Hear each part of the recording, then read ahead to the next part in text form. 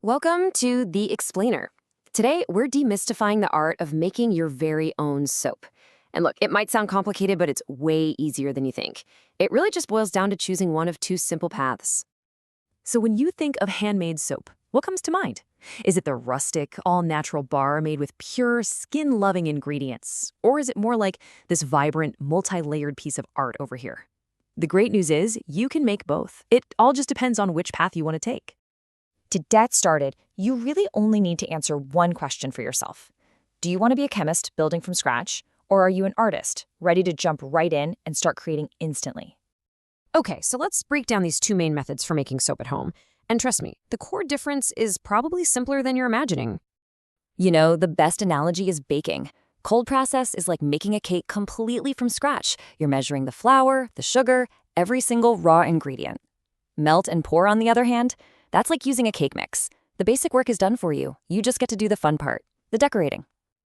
But here's what's so cool. All true soap, whether it's a solid bar or liquid soap, is made through this one single chemical reaction. It's called saponification.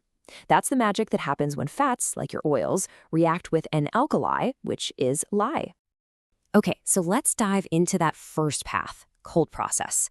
This is what I like to call the chemist's craft, because you are in control of every single ingredient from the very start. In cold process, you get to be the formulator. You're the one blending different oils, kind of like in this typical recipe here, to get the specific qualities you want in your final bar. And each oil has its own job, its own superpower. Coconut oil, for instance, is a cleansing powerhouse that gives you big, fluffy bubbles. But something like olive oil is a classic conditioner, making the soap really gentle. You can add castor oil to boost the lather, or avocado oil for deep conditioning. It's all up to you. Okay, now this is the crucial point about cold process, so listen up. You are working directly with lye, also known as sodium hydroxide. Now, it's the catalyst for all that soap-making magic, but it is also highly corrosive and demands some serious safety precautions. Before you even think about starting, your safety gear is totally non-negotiable. I'm talking goggles that fully cover your eyes, rubber or latex gloves, long sleeves, and pants. You want zero exposed skin, and you absolutely have to work in a well-ventilated area. And please remember the #1 rule of lye safety. Every soap maker knows this mantra. You always add lye to your water, never the other way around.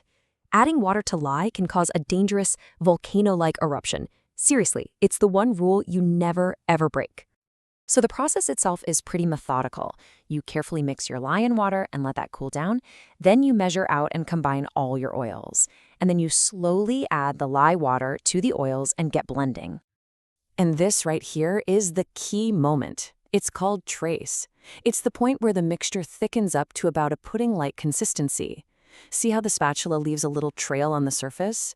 That's how you know the oils and lye water have fully emulsified and are ready to pour into the mold. All right, let's switch gears and talk about our second path, melt and pour. If cold process is the chemist's craft, this is for sure the artist's playground. Why? Because all that tricky chemistry is already done for you. With melt and pour, you start with a pre-made block of soap base. That whole saponification step we talked about, it's already complete, which means the base is totally safe to handle right out of the package. So what does that mean? It means you don't have to handle lye, there's no long waiting period, and it's even something you can do with kids, as long as an adult is handling the hot liquid, of course. Here, the focus is entirely on design. You just melt the base, add your favorite colors and fragrances, and pour it into a mold. It's the perfect way to get those really sharp layers and vibrant, eye-popping designs. Now, one of the biggest differences between these two paths comes after the soap is in the mold. It really all comes down to the wait time, or the virtue of patience. See, melt and pour soap is ready to use as soon as it hardens, which is just a few hours. But cold process soap, well, it requires some patience.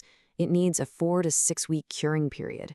During this crucial time, water evaporates, the bar gets hard, and the soap becomes much, much milder.